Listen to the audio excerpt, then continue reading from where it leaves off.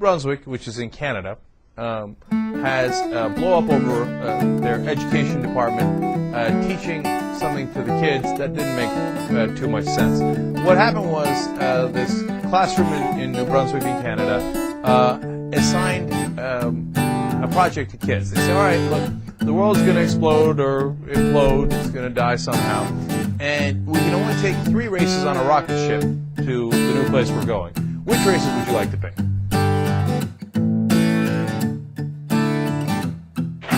Back in the book segment tonight, 55-year-old Elizabeth Kandrak took a job teaching at a middle school near Charleston, South Carolina. That was back in 2003. Ms. Kandrak says she was subjected to racial taunts and threats from some black students at the school, and the school officials wouldn't do anything about it. Attacked you, and from what the court testimony is, they called you a white cracker, white hunky, white C-word, MF word, all these kind of terrible things.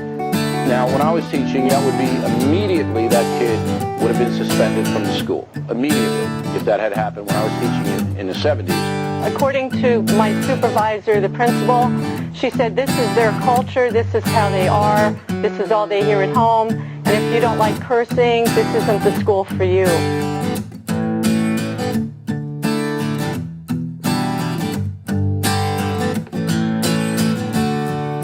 Hi, Parker!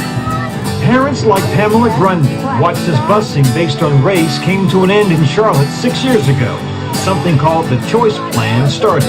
Well, under the Choice Plan, those who could put their kids very quickly into suburban areas. Right away. Right away. Busing ended and people moved their kids right away. Yes, yes. Busing ended. There was a whole new system. Everybody was reassigned.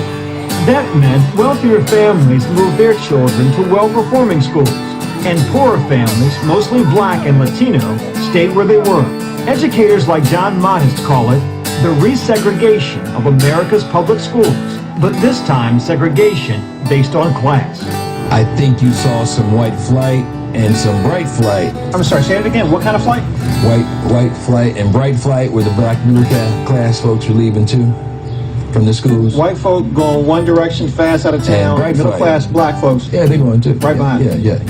4 school integration programs peaked in 1980. Since then, it has dropped across the country. School districts in North Carolina, Nevada, Delaware, and Wisconsin have seen the sharpest declines. Our writing scores improved by 10, did you? John Modest is the principal of West Charlotte High School. We have been deemed a low-performing school by the state, but we're improving. In the 1970s, West Charlotte was a national model for school integration. 40% black, 60% white. Today, it's 88% black, 1% white. It's been a blessing for our family. It happened in part because families like Lori Carter's decided to invest in homes around schools with great reputations. One problem, a lot of families did the same. And with yesterday's Supreme Court decision, a different world that looks a lot like the old one.